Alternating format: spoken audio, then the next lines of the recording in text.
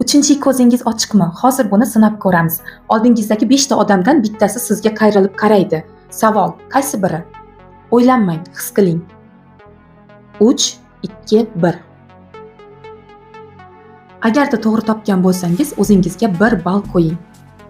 Oldingizdagi qutilardan birida qimmatbaho taqinchoq bor. Qaysi birida?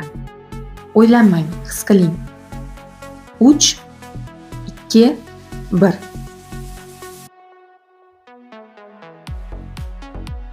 Agarda to'g'ri topgan bo'lsangiz, o'zingizga yana 1 ball qo'ying.